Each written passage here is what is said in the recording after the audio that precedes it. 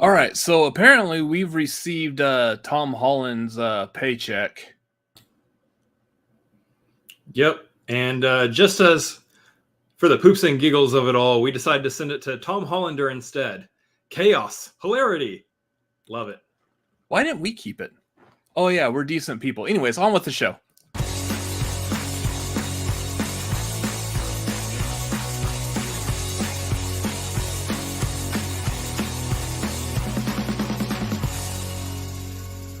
Welcome to the Cinefanatics. It is time for the tagline. It is Wednesday night. This is the show, the tagline, the show where the tagline is the title. My name's Robert Adams. I'm Chris Adams. And yeah, we got a lot to talk about. So enough talking here. Let's get into it. Oscar nominations. Enough talking. Let's talk. That's a quote that I want if we ever do merch in the future, that's the front of this. Stop talking, let's talk. Stop talking, let's talk. Robert Adams 2024. Anyways, thank y'all for joining us. Everyone who's a part watching us, we very much appreciate you being here. You know the YouTube things?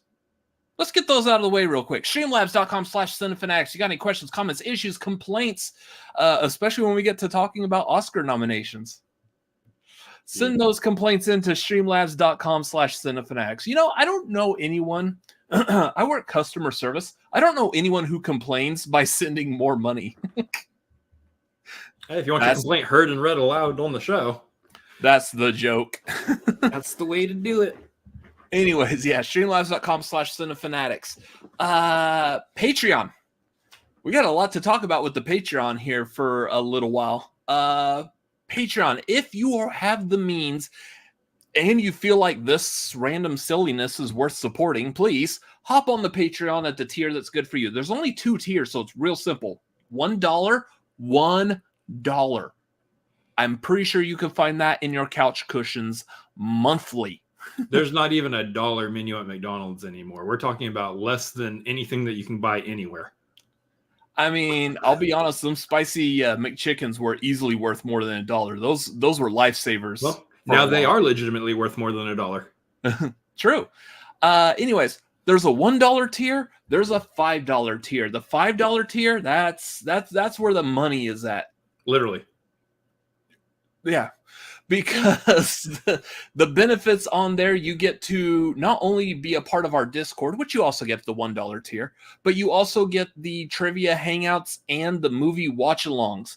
Movie watch-alongs, speaking of which, will be occurring next week. After the tagline, next week on the 31st, because we're waiting till the very last minute here. On the 31st, we will be doing our monthly watch-along. We're going to get back into the swing of things with the MCU, which we haven't done since, July. That's insane. Has it been that long? We haven't done an MCU movie since July? That's crazy. Something like that, yeah. So we're getting back into the MCU. Next movie for us to watch is going to be Captain America Civil War, which is one of my favorites, easily. It is such a fun movie. It's a great. People consider it Avengers 2.5. Yeah, and with good reason. That makes sense. That's a good statement. So that will be next Wednesday, the 31st, after tagline, roughly around 8 Pacific, 11 Eastern. It is streaming on Disney Plus. So if you have Disney Plus, we can do the group watch thingamabob or whatever it's called. MCU. It's Man City United. It's a soccer or football team over in England. It's Manchester United. Not Man City. Man City is something completely different. Crickets. I'm not wrong. Anyways, so that is the watch-along next week. Trivia Hangout is happening tonight. After this here program that you're currently watching. Let's hear a program. If you're watching it live. Yeah, after this here program, we're going to be bouncing over to our next program to watch, and that is going to be live MCU trivia phase 1 through 3. If you are on our Patreon at the $5 tier, you can join and be a part of this on screen. Typically, these trivia hangouts are done on our Discord in a video chat. This time, we will be broadcasting this for everyone to see here on YouTube. You get to participate if you are part of the $5 trivia, or if you're not a part of the Patreon, feel free to watch and play along in the chat. But yeah, that's going to be here after the Tagline tonight, roughly around 8 Pacific, 11 Eastern. Or not roughly, it will be 8 Pacific, 11 Eastern. If we're playing our cards right, it'll be roughly about an hour after the show ends. That's where the roughly goes. Yes. So it's roughly on this end here, not that end. We are rough. On an Anyway, it's going to be a fun time. So you guys need to hop on our Patreon, join that $5 tier so that you can be on screen with us doing MCU trivia. Or if you're just not, you just don't have that $5 right now, even though you would love to, you can still watch it for free. It's going to be live here on YouTube. You can hang out in the chat. Come on back. The more people who watch it, the more we're going to be able to do trivia like this live for everybody, which will be a lot of fun. It's kind of a test phase. If more of y'all show up, even if you're just hanging out in the chat, we'll be able to do this again later on. And we've got ideas. Star Wars, anybody? So you need to come hang out tonight. Come hang out. Yes, please. And a big shout out and thanks to Mr. Vernon Greene, who is our quiz master for these, and he does an excellent job at those. So come hang out, come join us if you have the means. It's just $5. He's our QM, so to speak. Our QM, yeah, like the D&D DM. Yep. Yes, that's exactly what I was going for. Thank you for explaining that. Thought we were doing DCEU. Nobody's doing DCEU anymore. DCEU is not even doing DCEU anymore. DCEU went out with a cockroach on a hamburger. Okay, that's fitting. Ooh, I'm gonna catch some fire for that one. Anyways, the Trivia Hangout live tonight. Come join us. Movie watched over this past week. For me, like, I'm still kind of like in this, like, I just want to like kind of rest and recuperate. It's time to start ramping up movie watches. So I've only done like a couple of horror movies. I watched The Hitcher, which is an old classic movie. Starring Will Smith. Huh? Starring Will Smith. No, that's Hitch. Oh. The Hitcher Same stars C. Thomas Howell and Rutger Hauer. So good classic horror movie, more of a suspense rather than just a straight up horror, but it was I guess all right. Like, it wasn't like peak horror for me, but also watched Hell House LLC, which is a found footage horror movie. I'm not necessarily a huge fan of found footage horror movies. I wasn't, surprisingly, not a huge fan of Blair Witch Project. I did like Cloverfield. I did like the first Paranormal Activity. I thought was good. Hell House LLC, I'm pretty sure is probably up there as probably one of my favorite found footage horror movies. And the only reason I watched it is because Dead Meat was doing their kill count over it. So yeah, like, very much appreciate them doing that, because it forces me to watch these horror movies that they're covering, because I want to watch the kill count. So if you haven't seen it, go check that out. It is a really good movie. So Chris, what new movies you got? Well, to keep with the H theme, I watched a movie as well. And that movie, again, starting with the letter H, is called Holdovers, The. I get the Holdovers. Never mind. One of those Oscar contention movies. We'll talk about it a little bit later as we get into the nominees. But Holdovers, starring Paul Giamatti. This one over here saw it already and has already talked about it on the program. The Holdovers was fantastic. It's a really good movie. Just a really it's a quiet movie too. It's like a low key movie, you know, not low key the Marvel character, but low key, like down. It's on the down low. It's not like these big other like movies like Killers of the Flower Moon or Barbie or Oppenheimer are. It's very much a very personal kind of a story. And man, listen, Paul Giamatti deserves an award, and I wish Cillian Murphy was not in the contention this year. And I think this happens there's so many, everybody's performances are always good, but Paul Giamatti does deserve some recognition for this movie. He was absolutely fantastic in it. The man is the man's a treasure. So do recommend The Holdovers. It is on Peacock right now. If you guys have not seen it yet and you have a Peacock subscription, it's available right there for you. Go check it out when you get the time. It is absolutely worth the watch, 100%. And I said a lot about Paul Giamatti, but we also got Divine Joy Randolph, who's in it too, and she's also being nominated for a lot for that movie too. So she's fantastic. The only thing I saw her in prior to this movie was Only Murders in the Building, where she plays this badass police detective. Which is funny because I'm the other way around. this movie, she is a completely different character, has a heart of gold. She's a wonderful, loving mother who's grieving, and it's a beautiful movie, and she does a fantastic job in that movie too. So honestly, like, performances amazing. Check out The Holdovers. You need to check it out. It's on Peacock. It's worth doing like a free trial or paying whatever Peacock is for 1 month just to watch that movie and cancel if you want. You could do that. You could literally do that. Yeah. Anyways, so that is movies watched for the past week. We do have a lot of movies that we need to catch up on, especially for an upcoming marquee that we're going to be doing.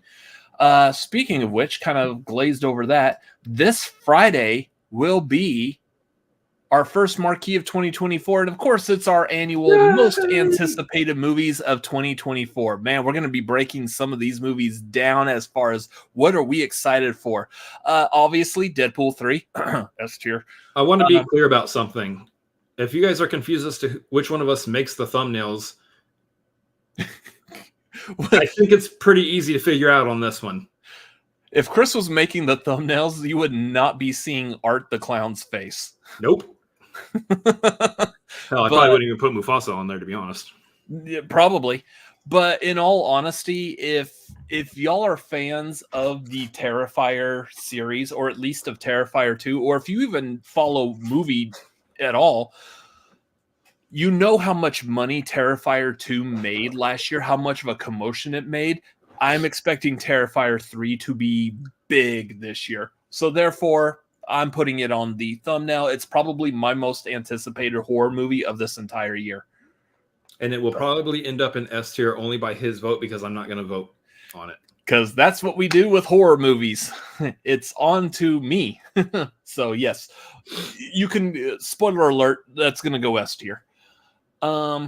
Anyway, so yeah, we've got a lot of movies to talk about. I think our list for this year is even bigger than it has been in previous years, just because we're finally getting to the point where movies are catching up after the delay of COVID and now also the delay of the strikes. Mm-hmm.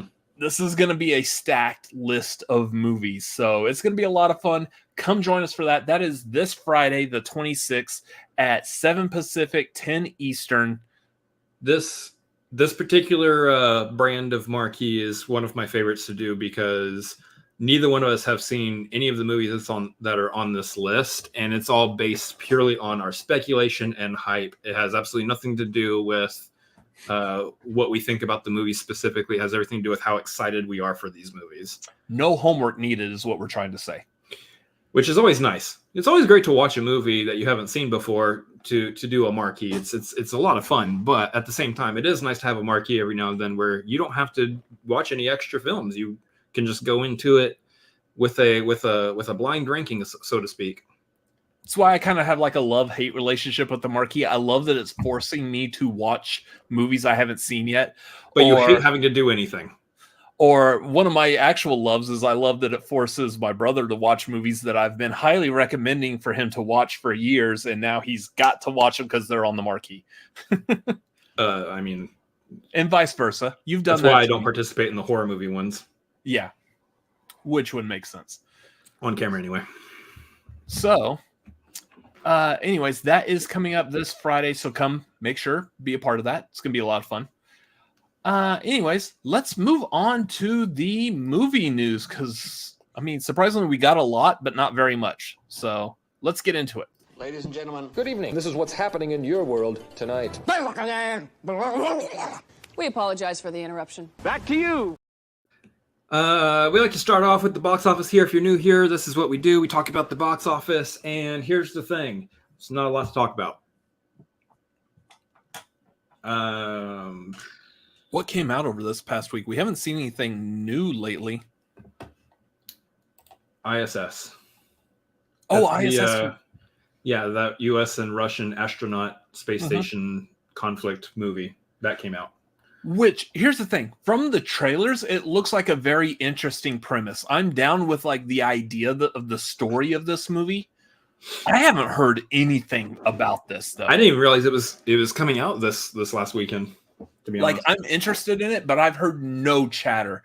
No one on Twitter, no, like the people who I typically follow, and maybe they've released a video and I just didn't see it. Maybe Which is YouTube possible. wasn't recommending or pushing it out to me, but I haven't seen any review videos on YouTube about it either. Yeah, and that's the thing too, is like we went and saw some movies in the last month, and I've really only seen the trailer maybe twice, I think, in front of these movies. So it's hard. They really were pretty quiet on the marketing for that. But And I think the problem with the trailer, as a quick aside, the trailer really only gives the premise away of what the movie's about, like in one sentence, and it's really hard to hear.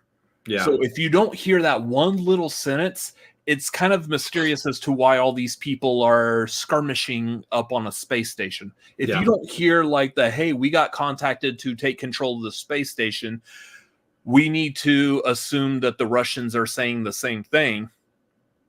That's the entire premise of this movie. So yeah, it's going to be one that I think I end up checking out when it hits streaming, which, judging based on the opening week box office, will not be too long from now.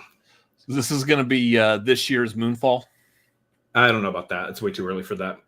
I think it was Moonfall for that year, and then it was, I think, like 65. I feel like was last year's Moonfall, because you forget that 65 came out last year.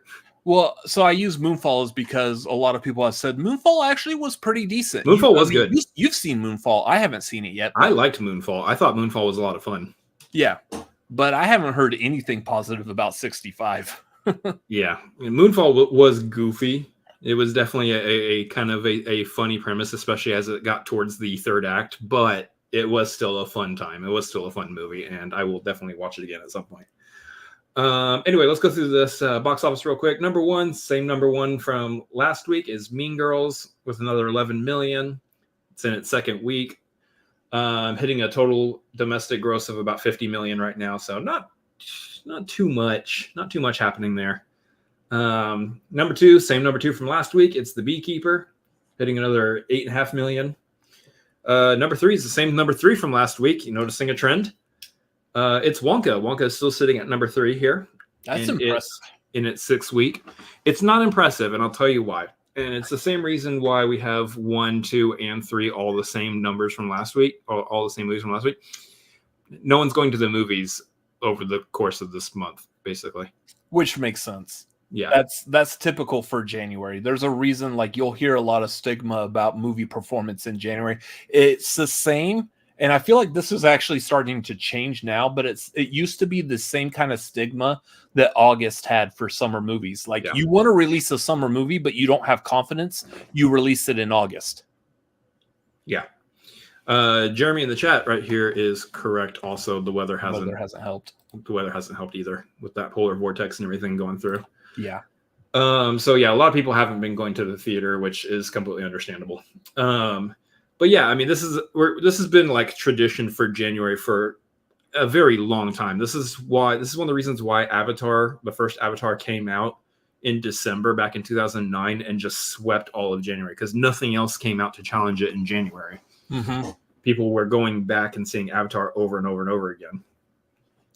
And it's also one of the reasons why people like to eye December now for solid releases, because they know that if they can capitalize on December, they're probably also going to capitalize on January as well, if audiences like their movie enough and decide to come back for multiple revisits.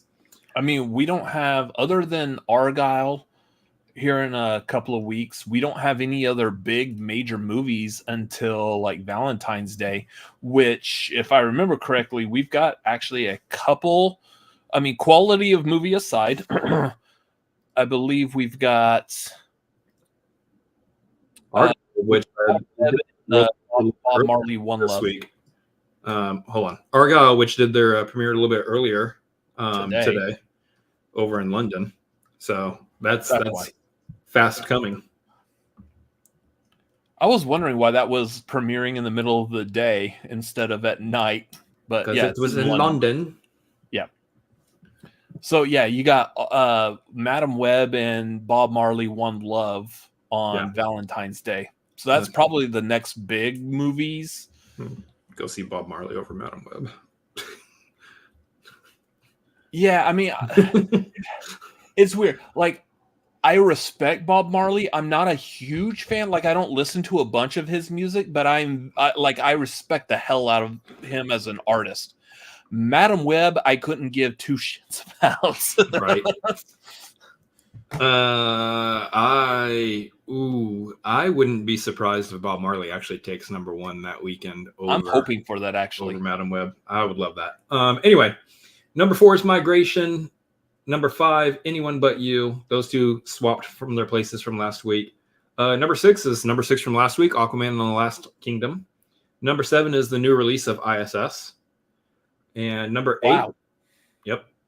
So, because Aquaman is available, if it's not like, I know it's available for like VOD. I can't remember if it's actually on Max yet. No, I remind you, no one went to the theater, so it stayed where it's at. Yeah, well, it's available for streaming if you want to watch it. Yes, and it was a decent movie. As movies come out, you'll see that movie fall off the list very quickly. Yeah. Number 7, ISS. That's where it was the new release at. Number 8 is Night Swim. Number 9, The Boys in the Boat. And number 10, Poor Things. Wait, The Boys in the Boat has already come out? Yeah, it's 4 weeks in. Does it tell you if that's just a limited release? Nope, it's out. It's out. Weird. 4 weeks in. That's the George Clooney directed movie of the boys like in the rowing team in college, like Harvard's rowing team or something like that. Its release date was December 25th. I thought it wasn't coming out till like April. Nope. Okay. Yeah, I mentioned it last week and I was like, oh yeah, the movie is out, huh? So that movie was released for like Oscar contention, and again, that's another movie since it's been released, I haven't heard anything about it. Mm-mm. Which is, I don't think that should be common for a George Clooney movie. So weird. Who knows? But that is your box office right there. I would expect now that the Oscar nominations have been released that some of the Oscar nominations that are still in the theaters, we will see kind of rise back into the top 10. So like I said, Poor Things is at number 10 on the box office list. It probably will bump up to like 9 or 8 by next weekend. Yeah. American Fiction, which is currently sitting at 12, will probably bump back up to at least 10 or 9. It'll bump back into the top 10. Yeah. The Boy and the Heron might bump into the top 10. It's currently sitting at 15, so it probably will actually end up like at 12 or 13, I imagine. But that's kind of what we're looking at the moment. Yeah. Anyway, so that's our top 10. That is your top 10 in the box office. Cool. So it was announced over this past week there is a new Jurassic World movie coming. Because money. Pass. You know, like I want to make a joke out of this, but I don't know if this is just the day and age or if like because now that we run a movie YouTube channel, this is just becoming more apparent and I've never noticed this before. But this regurgitating of franchises, or in some cases, not letting the franchise actually die and finish, is getting annoying. Like, when Jurassic Park 3 came out, that should have been the end. Except I do understand that Jurassic Park 3 came out in 2003? No, well, so I'm trying to remember because when I saw it, I saw the trailer for Spider-Man, the first trailer that had the World Trade Center in it before 9/11. So it came out. Yeah, it came out like summer of 2001, or towards the end of summer of 2001, because it had that trailer attached. And then the second that 9/11 happened, that trailer up and disappeared. Yeah, like never existed.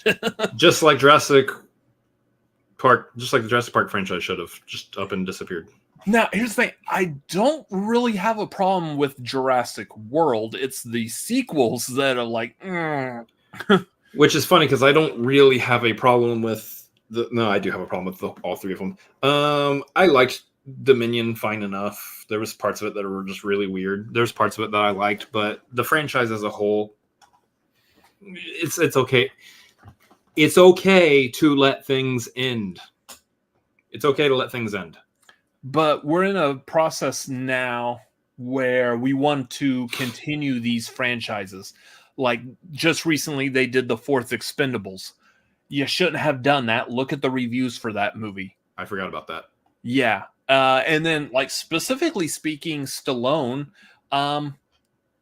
like, I don't know, are we going to get another Rambo movie? I haven't seen the last one, or I don't know. There's a couple of Rambo movies I still haven't seen, but that's a franchise I feel like would keep going.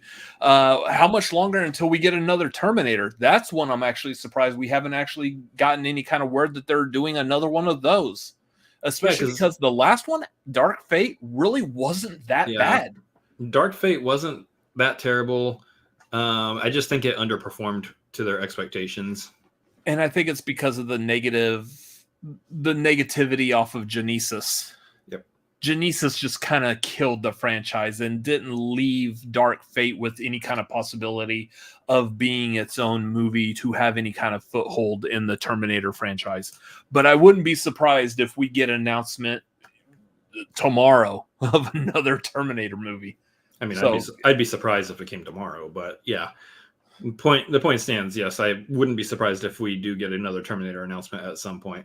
Although I do think that someone has said that they're kind of backing off the Terminator franchise for a while, but I don't know how true that is. Yeah. I just don't know that we're really going to see any Terminators in the future that have Arnold being a part of it. Because love the guy. That man is getting up there in age. Yeah. Anyway, so yeah, new Jurassic World movie. Can't wait to talk about this on like what movies are we anticipating for the year, because I can tell you exactly where it's going to go. Pass. I don't care about the Jurassic franchise anymore. Give me the first one. I'll also watch the second one, and I don't need to watch any of the others. That's it. Pretty much. That's it. Jurassic World was okay. The running in heels, that was a little weird, but that's I will also take the Alan meme. Alan. Yeah. Alan. Anyways, let's move on to the main topic already. We got a lot to talk about with this. It's the Oscar nominations. They were just released yesterday. Yeah. This is hilarious too, because when I woke up, I forgot they were being released, and I had a job that I was being picked up for to go do that evening. And so I didn't see the Oscar nominations until later in the night, after everyone had already been stewing on them the entire day. I hadn't even been on Twitter like the entire day yesterday until I got home from that job. So that's, everybody had already been wildly debating some of the things that happened in the nominations. Lego in here with the sorry, I don't wear high heels, so I'm making an assumption. That's my bad. I'm sorry. I didn't say anything about it at all. Just direct all of your anger towards him. I said nothing. Yeah. So kind of like what Commentating Nerd says, impressive. The fact that you managed to get the whole day without seeing the onslaught of Twitter talking about the nominations. You don't see the onslaught on Twitter if you don't go on Twitter. Yeah, that's true. That would be a true statement there. Not to get political, but that's pretty funny. It adds 4 inches. Anyways, we're not talking about him anymore. He dropped out. Yeah. So yeah, we got the Oscar nominations yesterday, and as per usual, the internet blew up with a couple of these. So this is going to be a lot of fun to talk about. I say the internet blew up. I know that my Twitter account briefly participated in part of that blowing up as well, because there's at least one that I'm very like, why I don't understand. You are stupid. And I will also let y'all know off the top as we go through these. There are things that, well, honestly, I didn't get that heated over this myself. I looked at this entire list and said, "Yep, that makes sense. I get it. I understand." And there are things I want and wish for, and we'll cover those when we get there. But nothing here surprised me, really. Except for like maybe one or two, and they were barely surprises. I was just kind of, oh, okay. For context, Chris is saying that nothing surprised him because he was expecting the Academy to fail on some of these anyways. Give or take, roughly. I have some potential hot takes here, is what I'm saying. Yeah. Anyways, let's get into the nominations. I'm going to start from the bottom, work our way up to the big ones because that's what the show's going to do for the most part. So going right off the bat, best visual effects went to The Creator, Godzilla -1, Guardians Volume 3, Mission Impossible Dead Reckoning, and Napoleon. Also, while we're going through these, please feel free in the chat to mention who you think will take home the award for each one of these categories. Or Streamlabs it in. You can do that too. That's also something you can do here. That's a good use of the Streamlabs. Anyways, so best visual effects. Creator, I think has some really good visual effects, especially in regards to like the one I was most impressed with was the visuals of Nomad. And Nomad is, if you haven't seen The Creator, or if you've just seen the trailer, Nomad is that T-shaped ship that is very prominent in all the marketing. It's hovering around the surface of the planet, and it drops down like this laser grid. It looks really cool. It is a great looking visual effect, and Nomad also plays very heavily into the third act of the movie. I think they did a good job with that. That coupled with the visual effects that they did on some of the people, specifically the robot AI people, the little girl, and what's his face? In Watanabe's character. Yes. When they have that the thing on the back of their head over their ears, that looked really good. Yeah.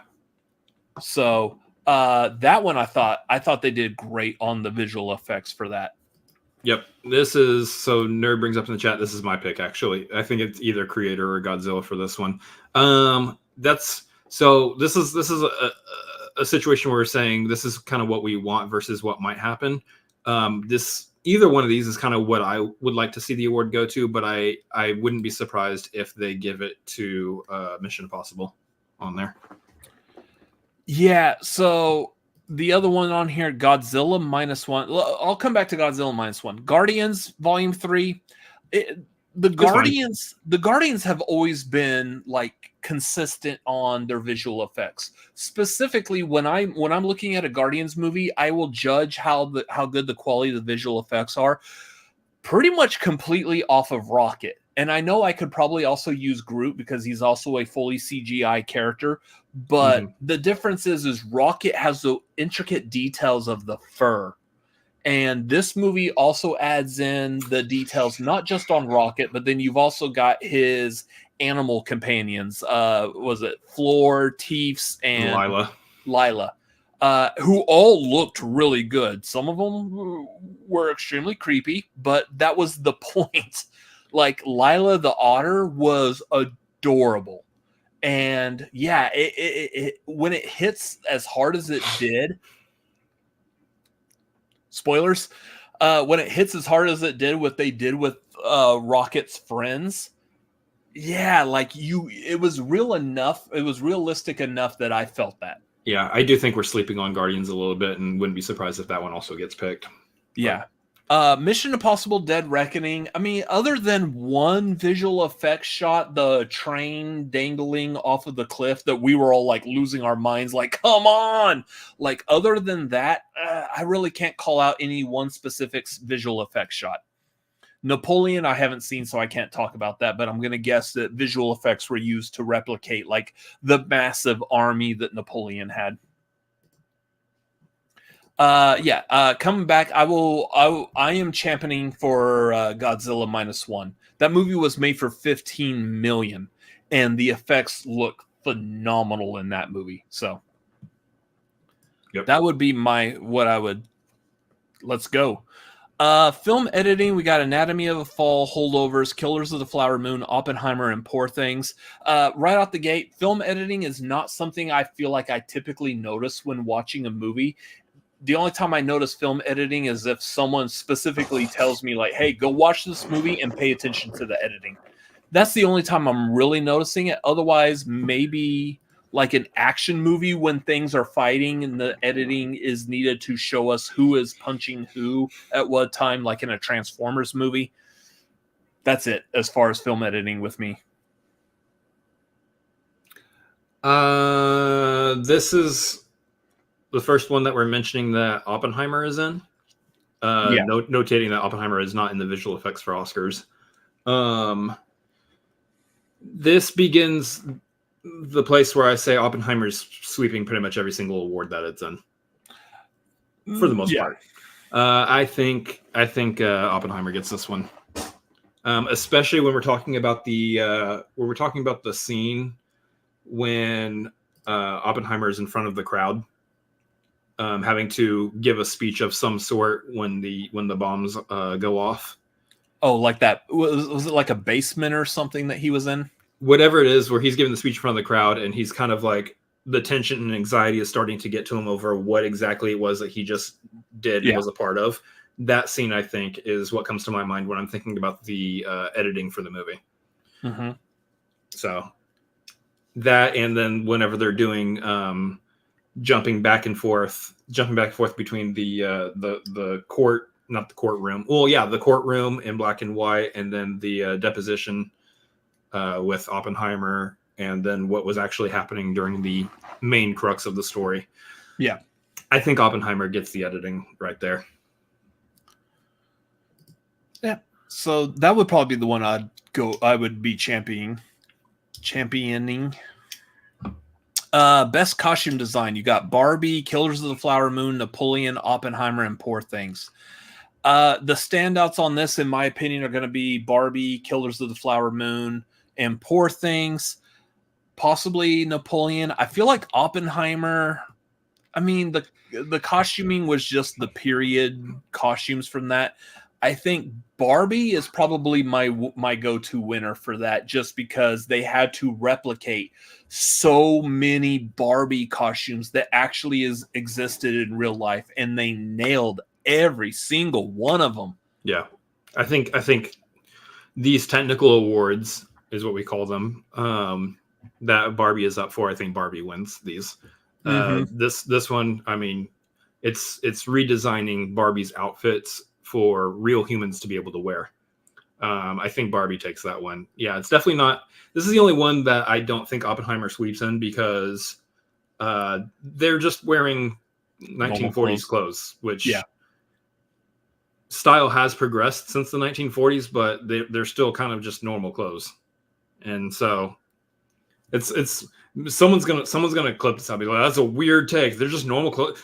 Do you not respect what the costume designer did? And no, we do, but just in comparison, in comparison to the other ones nominated. I'm just saying, like, Barbie's wearing normal clothes for Barbie.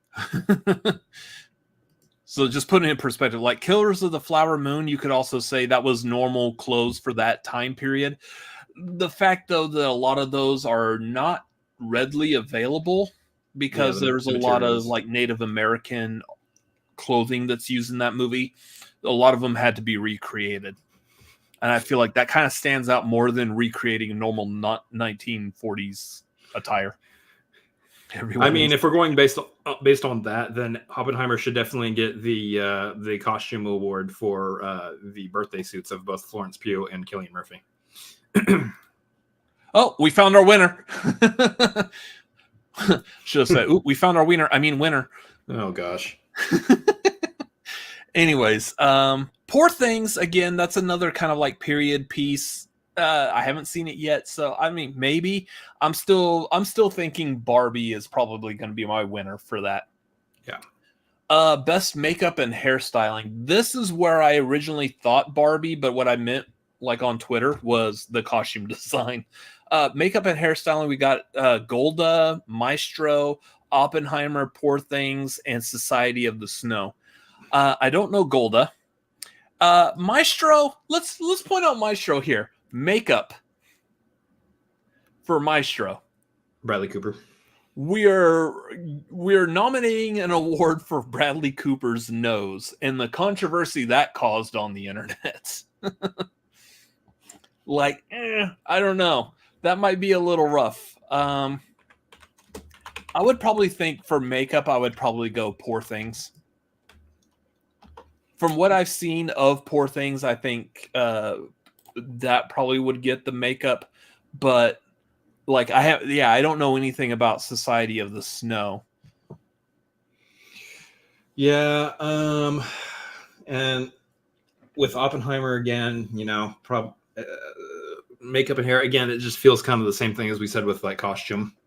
The only thing I could say for Oppenheimer is I know they did use makeup to kind of help make Cillian Murphy look even more like J. Robert Oppenheimer, because J. Robert Oppenheimer was a very gaunt looking man, and they used a lot more makeup to kind of help accentuate that in Cillian Murphy. Well, granted, yes, Cillian Murphy did lose weight to portray that role. Yeah, they used makeup more to enhance it, and I think that's a very possible direction they could go. Yep. Yeah, hard to say on this one. Cinematography, we got El Conde, Killers of the Flower Moon, Maestro, Oppenheimer, and Poor Things. Out of these, I've seen Killers of the Flower Moon and Oppenheimer, and I almost feel like it's going to really come down between the two of those, and I feel like it could go potentially either direction.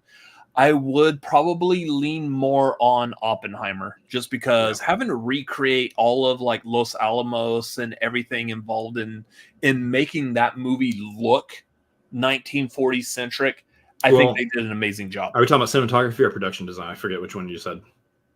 Oh, cinematography. Yeah, not production design yet. No, I'm not talking about like the buildings that we see in it. Cinematography, how it was shot, how it looks. I think Oppenheimer probably would get that. Oppenheimer, the bomb testing scene specifically, yeah. There's a lot there with how they shot that I think you throw in for the cinematography on. Yeah. The other ones, again, I haven't seen El Conde, Maestro, or Poor Things yet. Really can't speak of those. Mm-hmm. Production design, you got Barbie, Killers of the Flower Moon, Napoleon, Oppenheimer, and Poor Things. Again, this is where I would normally want to go Oppenheimer and Killers of the Flower Moon, just because of the set design, how the buildings look, nailing those time periods. Period recreation. Yeah.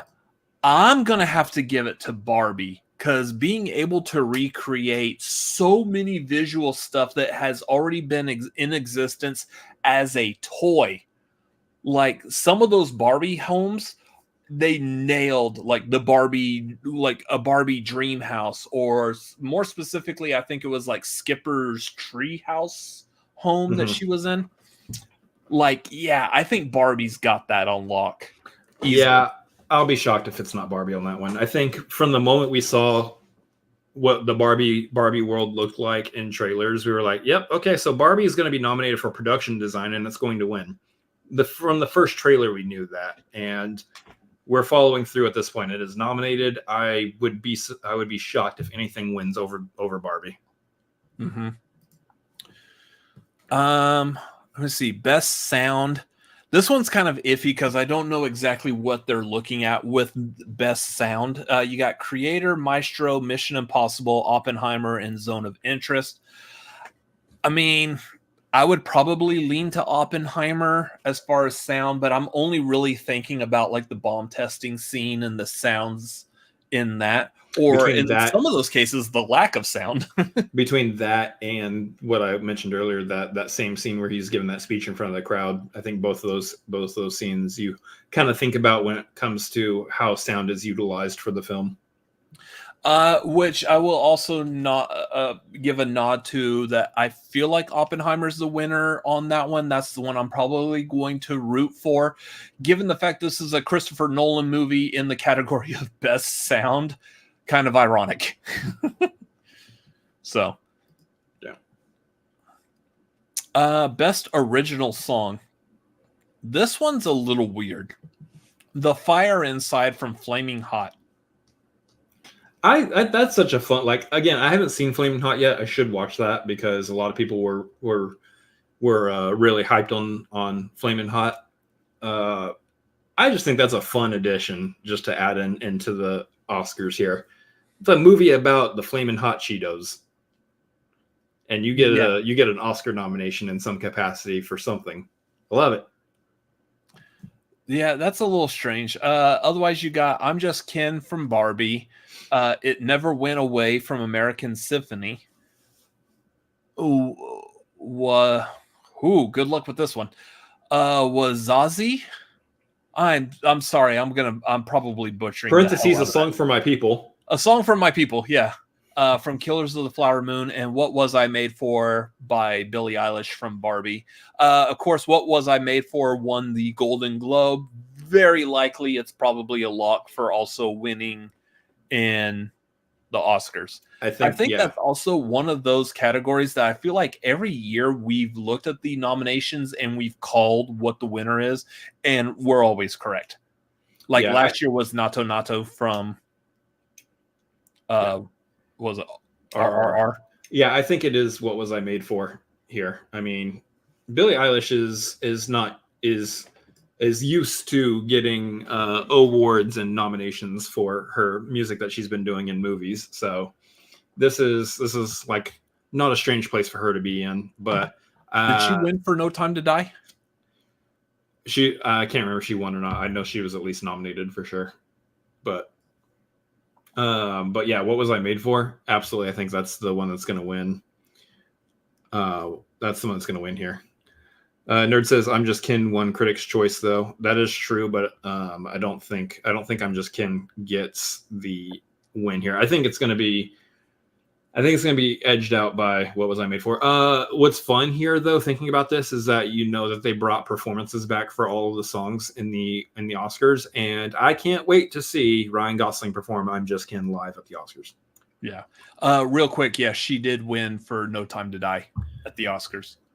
But I say I would love to see Ryan Gosling perform that live, but also the two gentlemen who performed the Natu Natu dance sequence in RRR did not perform the dance sequence live either. So we'll see. It could actually end up just be some random singer was hired to come in and perform the I'm Just Ken live dressed up as Ken instead of Ryan Gosling. It has to be Ryan Gosling. That doesn't make any sense. You hope. One would hope. Especially since it's his song, he sings it. Yeah. Best original score. So we've got American Fiction, Indiana Jones and the Dial of Destiny, Killers of the Flower Moon, Oppenheimer, and Poor Things. Oppenheimer. I would assume Oppenheimer. There is apparently it's surprising that John Williams is in there. I'm not surprised. So I'm surprised only because I don't feel like that there's anything that John Williams did other than just rehashing elements of the Raiders theme. There's nothing else specifically for Dial of Destiny that stands out from any other Indiana Jones movie. Right. If you're like hum a song from Dial of Destiny, you're humming the casual, normal Raiders march from Raiders of the Lost Ark. That's I said this off stream. John Williams is getting to be that age where if he's doing music for a movie, the Academy is nominating him for that. Yeah. Regardless of what it is. I think he got nominated last year for The Fabelmans. So yes. Same thing. He's going to get tossed nominations no matter what because it's John Williams. Big snub here, though, is Daniel Pemberton for Spider-Man Across the Spider-Verse. That has popped up on so many other like awards, like short lists, that it's kind of weird that he's not getting a nomination here. So. I would argue that you should probably put that in place of the Indiana Jones with John Williams. But again, like I said, it's John Williams. They're going to put John Williams in here. I do, regardless, think Oppenheimer wins this. I think Ludwig Göransson, whatever. I think he gets it. Okay, so some of these, so we're on to best animated short, best live action short, best documentary, and best documentary short, and best documentary feature. I don't know any of these. I have no opinion on them. Chris, I'm guessing you're the same. Yeah, I've not seen really any of the internationals or documentaries or shorts. Okay, so for the purpose of right now for this, we're going to pass them by. Feel free to let us know either in Streamlabs or in the chat there what you think about those if you've seen them. Absolutely. There is usually year after year, there's usually like one or two that we're aware of that we've probably seen. Very likely, especially with animated short films, it's probably some Pixar short that plays before a Pixar theatrical feature film. So those we might be aware of, but right now I'm not really aware. Just looking at the list without deep diving into what exactly they are, I'm not aware of too many of them. So, yeah. Best international feature film. Again, kind of the same idea. I'm not very familiar with them. I know Zone of Interest is also nominated for Best Picture, so it's definitely one that I'm going to. I'm going to try to make an effort to watch it, but I don't know of any of these other international feature films. Society of the Snow is getting a lot of talk too. Yeah, from what I've seen online. So, Society of Snow was directed by J.A. Bayona. Okay, mm-hmm. I didn't notice that. So, yeah, J.A. Bayona has done a lot of stuff so far, other than directing Jurassic World: Fallen Kingdom. I know he's gotten some good responses to some of his stuff. Like he did 2 episodes of the Rings of Power, Lord of the Rings show. Yep. So he directed some of like the Penny Dreadful. So yeah, so there's stuff to check out there for sure. Mm-hmm. Best animated feature. So we've got The Boy and the Heron, Elemental, Nimona, Robot Dreams, and Spider-Man Across the Spider-Verse. This is a weird category because there's not familiar with Robot Dreams. Yeah, I have no idea what that is, but there's at least 3 that I would be okay with potentially winning that. I'm for all 4 Across the Spider-Verse at this point. The first Into the Spider-Verse got the win. Across the Spider-Verse, I think, should get the win. And that's also coming from someone who's seen and loves Elemental. I think Elemental is another really great Pixar movie, and does deserve to be on this list as well. And I would say the same about Nimona. I definitely see the need for Nimona to be in the topic of conversation with Best Animated. A couple of snubs that I've seen a lot of people talk about is Ninja Turtles. So you got missing the Teenage Mutant Ninja Turtles animated movie that came out. Mutant Mayhem. Yeah. Also missing Super Mario Brothers. Which the only reason I feel like Super Mario Brothers needs to be a focus. One, I think they did a great job with the rendering of these characters in this movie instead of taking some kind of artistic style like what you get from like Spider-Verse or that Ninja Turtles movie. They kept it pretty one for one how they look in modern video games.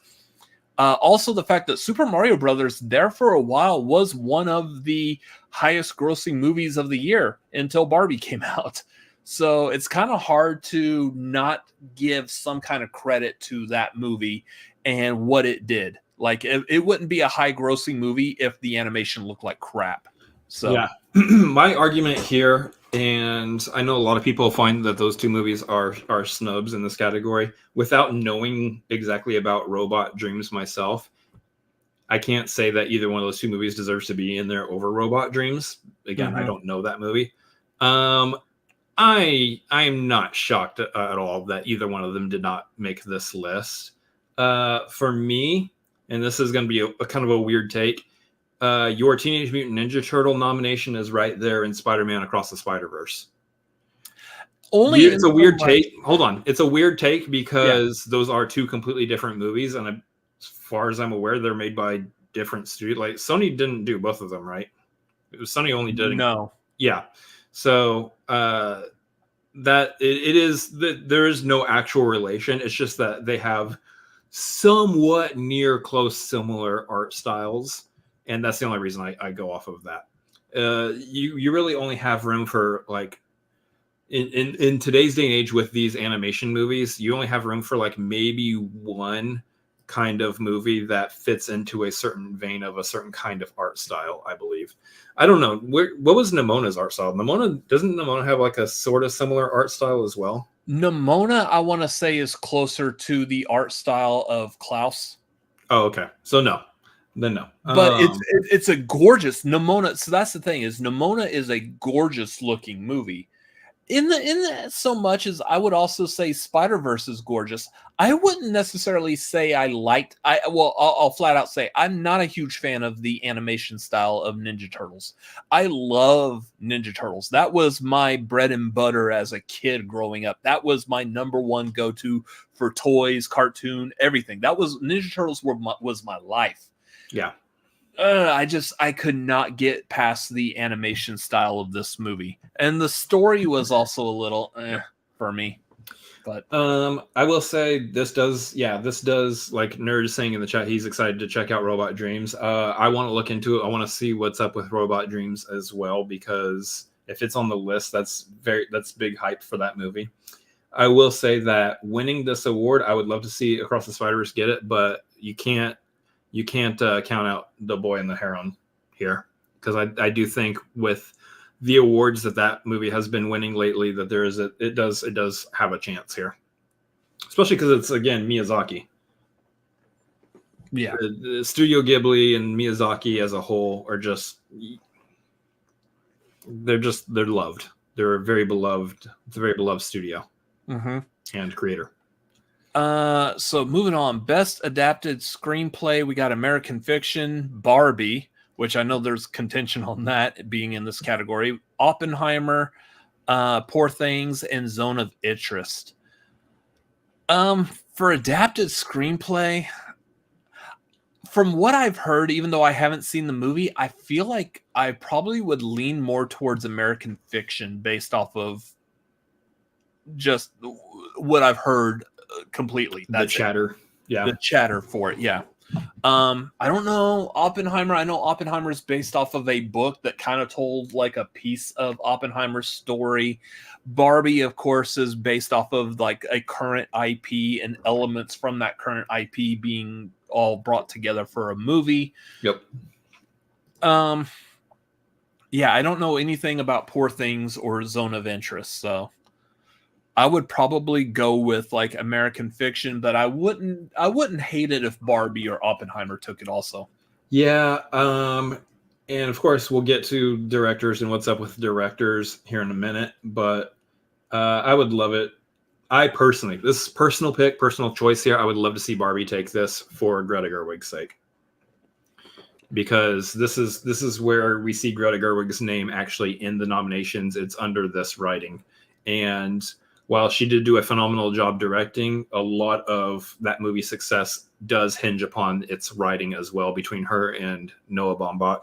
And so I think them being able to receive an award for a Barbie, at least on the writing side, I think would be a solid win, and a nice win for them as a whole. So I would love to see Barbie take it here, but yeah, I mean, I think you're not too far off there with your American Fiction pick. Man. Best original screenplay: Anatomy of the Fall, Holdovers, Maestro, May, December, and Past Lives.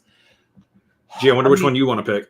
I mean, I'm going to go with Holdovers because that's the only one out of all those movies I've actually seen. But from what I've heard, again, going back to the chatter, I feel like Anatomy of a Fall, May, December, and Past Lives may actually have a chance in that category. I personally don't think May, December is going to get anything it's nominated for. I think for this one, it's between Anatomy of a Fall, Holdovers, and Past Lives, with maybe Holdovers edging out the top, followed by Anatomy of a Fall, probably. Yeah, and which is sad because this is actually the only category May December is nominated for. Yeah. So that being said, also of note, the Iron Claw is not nominated for anything either, and I've heard so many good things about that movie. So sometimes really good movies fall through the cracks when it comes to award nominations, and that's just the way it is when you have limited nominations for categories. I mean, there's so much good cinema out there, and not all of it can be recognized in every award. When we get to Best Picture, there's definitely one that I feel like should have been in that conversation. I understand kind of why it's not, but I really wish it was. Yeah. So anyways, Best Supporting Actress. So now we're going to get into the top 6, and this is where I think things really get interesting with this. Best Supporting Actress, you got Emily Blunt for Oppenheimer. Sure. Danielle Brooks for Color Purple. Absolutely. Jodie Foster for Naiad. Okay. Divine Joy Randolph. Yes, please. And America Ferrera for Barbie. Huh? Good for America Ferrera. Good for her. If we're nominating Best Monologue from a movie, absolutely America Ferrera knocks it out of the park. I can't see any other reason why she's nominated for this. And what I've seen is there's a trend now. A lot of people on Twitter are saying that America Ferrera is the Jamie Lee Curtis of nominations in this category. Mainly because, again, Jamie Lee Curtis really didn't add anything to Everything Everywhere All at Once, especially when she won the award over Stephanie Sue, who should have gotten it for that movie. Absolutely. I'm not saying that Jamie Lee Curtis doesn't deserve an Oscar. She is a fantastic actress, but not for her performance in Everything Everywhere All at Once over Stephanie Sue. Yeah. And I think that's a case here is America Ferrera, good actress. I don't know about getting the nomination for Best Supporting, though.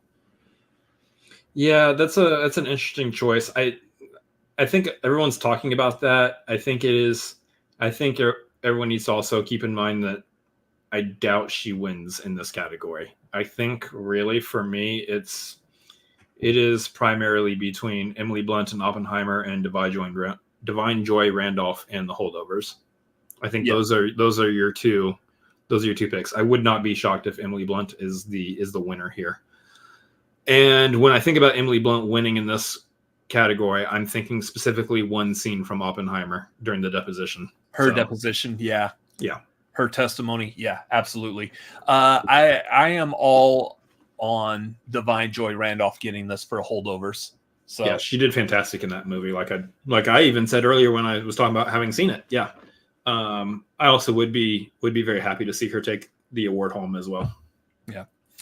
Best Supporting Actor, we got Sterling K. Brown, Robert De Niro, Sterling K. Brown for American Fiction, Robert De Niro for Killers of the Flower Moon, Robert Downey Jr. for Oppenheimer, Ryan Gosling for Barbie, and Mark Ruffalo for Poor Things. Obviously, I think almost everyone I've ever heard talking about this category, everyone's going for Robert Downey Jr. He won the Golden Globe. He won the Critics' Choice. He's going to win the Oscar. It's RDJ's to lose here. Yeah. 100%. Ryan Gosling, though. We got to talk about the Ryan Gosling of this. Actually, you know what? Let's put a pin on Ryan Gosling for a second. Let's get to another category, and then we'll double back on the Ryan Gosling, because I think there's a big major point we need to make with this. I have a mild hot take we'll get to. Yeah. So that being said, moving on to Best Actress, we've got Annette Bening for Naiad, Lily Gladstone for Killers of the Flower Moon, Sandra Hüller for Anatomy of a Fall, Carey Mulligan for Maestro, and Emma Stone for Poor Things. We are missing Margot Robbie for Barbie. And here's where I'm going to double back. We got a nomination for Ryan Gosling playing Ken, but no nomination for Margot Robbie playing Barbie. Which, if you've seen Barbie, wasn't that the point of the entire fucking movie? It's for me, it's hilarious and ironic, and that's all that it boils down to being. It's so weird. Why? So here's In the patriarchy, Ken gets a nomination, but Barbie does not. something about horses, I'm sure. God. Here's my mild hot take. And again, there's even more to say about this when we get to Best Picture as well. I have another piece to this too. My mild hot take here is that I don't think anybody should have been nominated for an acting award from Barbie at all. Neither Ken nor Barbie. And I'm not saying that they did a bad job in the movie. I think everybody did a fantastic job in the movie. They all played the part really well for, the way the movie was written, presented, everything. Everybody did a great job. Ryan Gosling did a fantastic job. Margot Robbie did a fantastic job. I don't think any of them should have gotten nominated here as compared to a lot of the other performances that we've seen in movies this year. There's so many other performances that I think, while they were fantastic in Barbie, and keep in mind, Barbie is my second favorite movie of the year.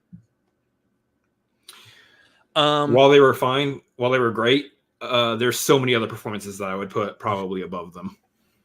I would contest there is one acting performance in Barbie that I would absolutely give it to.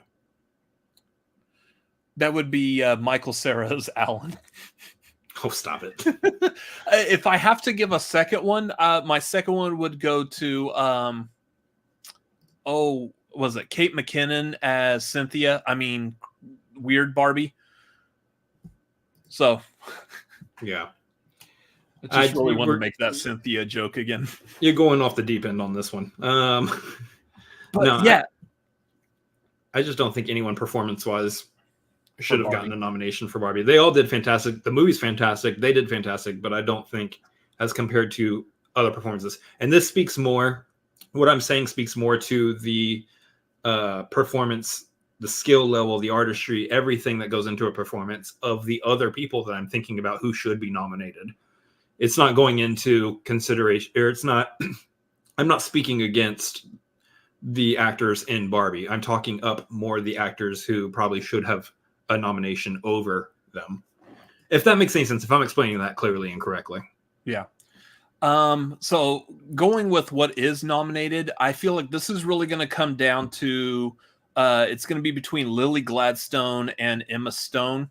Either way, someone whose name ends with Stone is going to get it. I would believe. I think it's Lily Gladstone here. I think it's Lily Gladstone, but I wouldn't be surprised if Emma Stone gets it also. I want it to go to Lily Gladstone, but I get there's a lot of hype on Emma Stone's character from Poor Things. And I understand why, given the nature of her character in that movie. I could see that. Yeah. So yeah, I think of this list, Lily Gladstone gets it for sure. Best actor, we've got Bradley Cooper for Maestro, Coleman Domingo for Rustin, Paul Giamatti for The Holdovers, Cillian Murphy for Oppenheimer, and Jeffrey Wright for American Fiction. It's Cillian Murphy's to lose. This is Cillian Murphy, but again, kind of like we were saying earlier, I wish Oppenheimer was not released this year because I would love Paul Giamatti to get this award as well. I will be I'm definitely rooting for Cillian Murphy because he did a phenomenal job. But if he doesn't get it and Paul Giamatti does, I'm not fully disappointed. But yeah, that's my top two. But I really hope Cillian Murphy gets it. Cillian Murphy deserves one. It's going to be an interesting conversation no matter who takes that one, Cillian Murphy or Paul Giamatti, because both of them are very deserving. I also love to see Jeffrey Wright's name on this list because you know that he's just a solid actor as well. And then I really like seeing Coleman Domingo's name pop up. I don't know what Rustin is.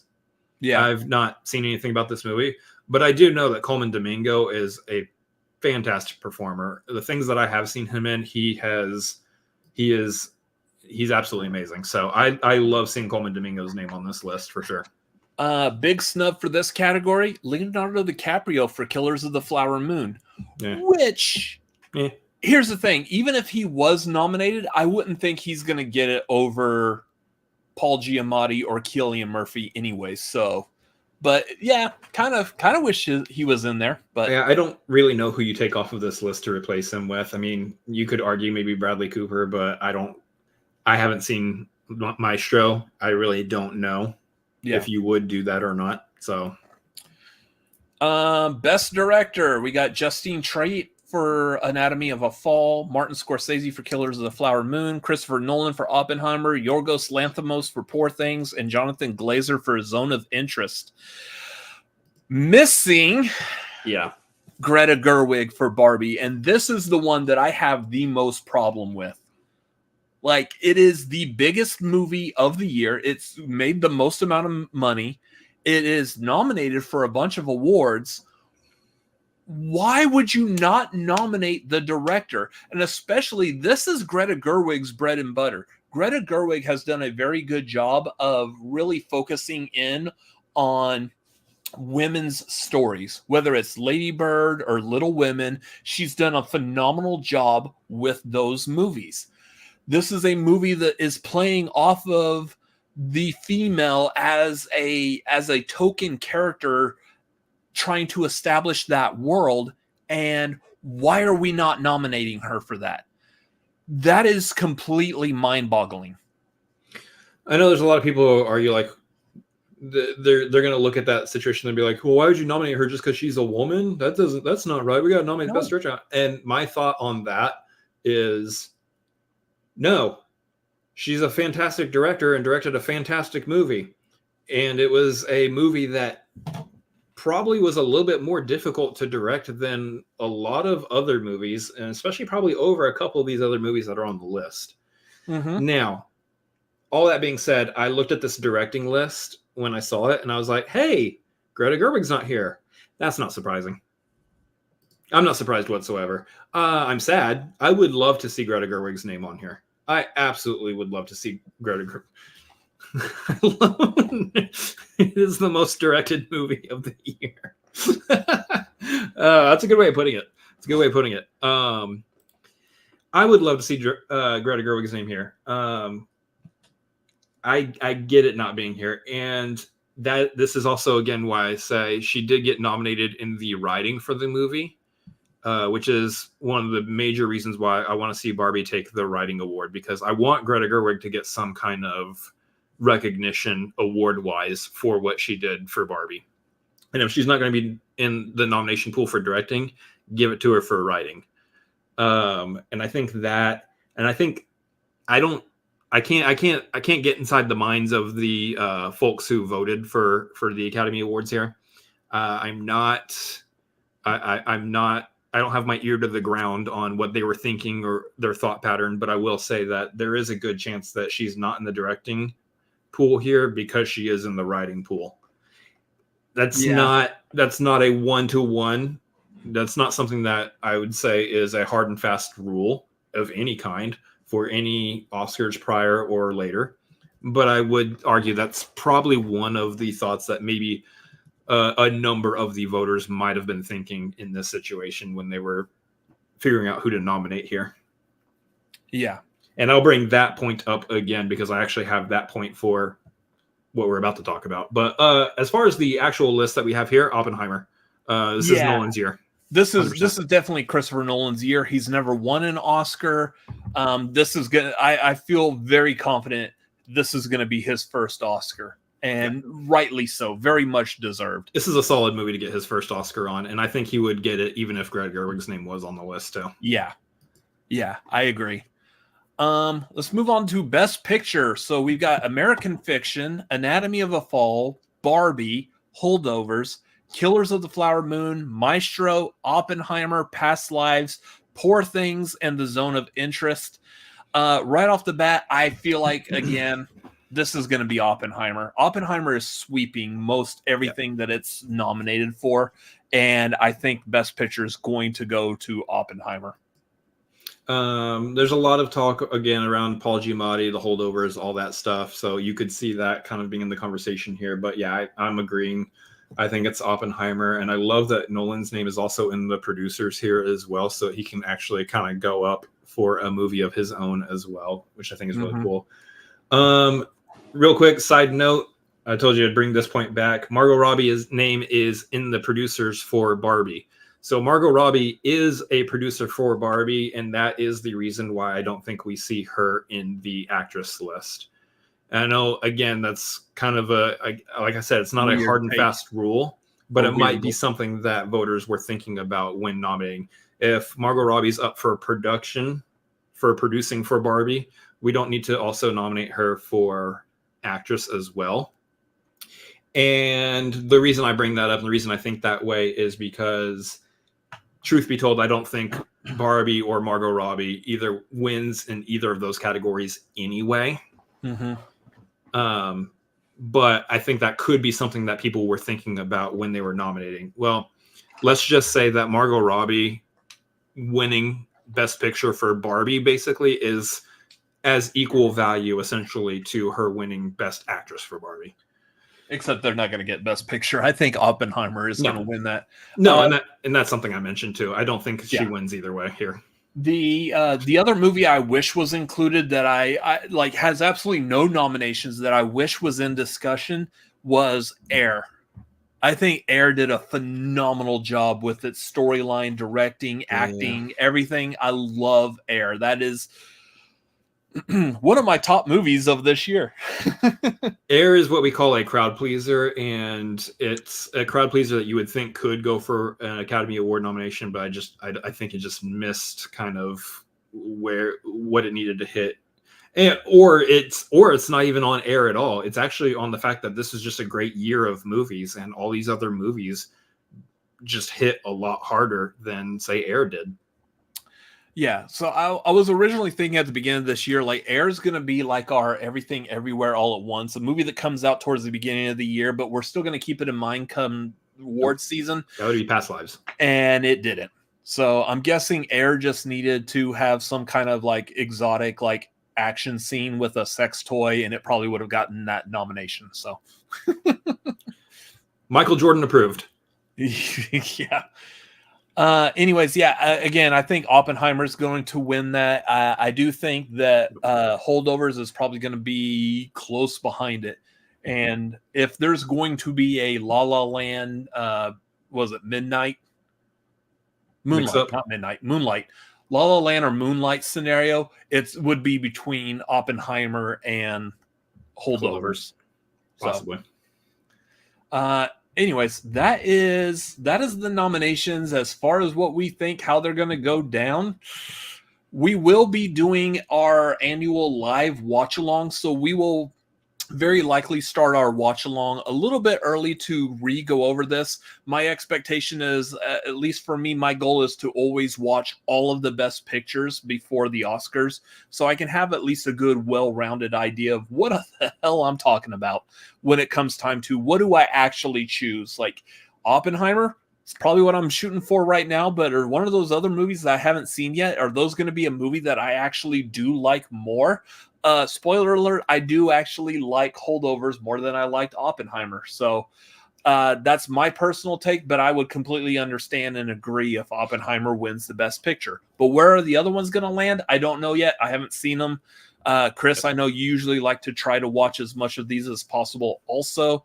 So we will talk about these a lot more, and we'll come back to this subject during our pre-show, so to speak, for our Oscars watch along. So that is coming in March, so stay tuned for that.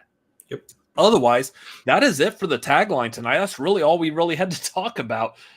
So real quick, going over a couple of things.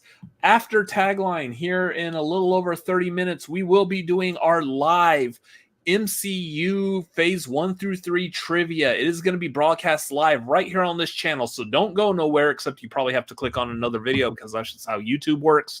But that will be 8 Pacific, 11 Eastern. Come back for that. It's going to be a lot of fun. How much do you know about Marvel? Are you willing to test it? Hop on the $5 tier on our Patreon, and you can join us live on air for this and see if you got the Infinity Stones to go against us.